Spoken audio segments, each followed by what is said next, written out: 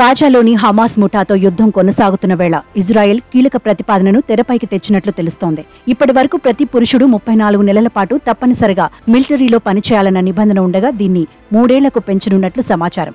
ఈ మేరకు భద్రతా కేబినెట్ నిర్ణయం తీసుకున్నట్లు ఇజ్రాయెల్కు చెందిన ఓ వార్తా సంస్థ పేర్కొంది. తాజా నిబంధనలు మరో 8 ఏళ్ల పాటు కొనసాగే అవకాశం ఉంది. భద్రతా కేబినెట్ నిర్ణయాలను ఆదివారం నిర్వహించబోయే పూర్తిస్థాయి కేబినెట్ సమావేశంలో ఓటింగ్కు పెట్టనున్నారు.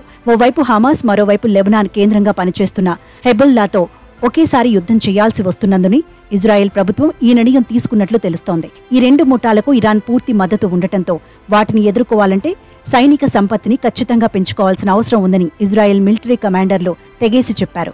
ఈ క్రమంలోనే ప్రతి పురుషుడు 3 ఏళ్ల పాటు తప్పనిసరిగా మిలిటరీలో పనిచేసేలా చర్యలకు ఉపక్రమించినట్లు తెలుస్తోంది.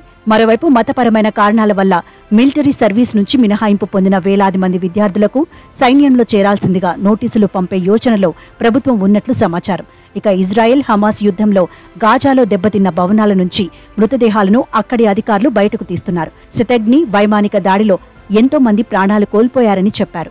యుద్ధం కారణంగా ఎన్నో కుటుంబాలు బలయ్యాయని వివరించారు.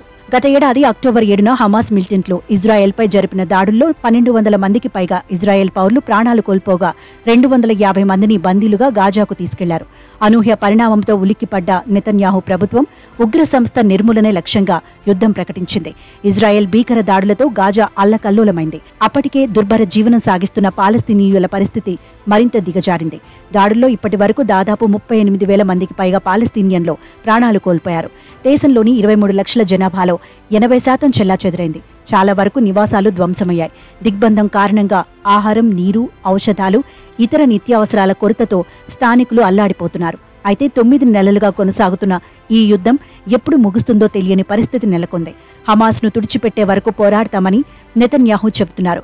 హమాస్ను అంతం చేసే వరకు వెనక్కి తగ్గే అవకాశమే లేదని తేల్చి చెప్పారు. మరోవైపు గాజాలో కాల్పుల విరమణతో సంబంధం లేకుండా ఇజ్రాయెల్, లెబనాన్ మధ్య రాజీ కుదర్చాలని ఇప్పటికే అమెరికా ప్రయత్నించినా అది సఫలం కాలేదు.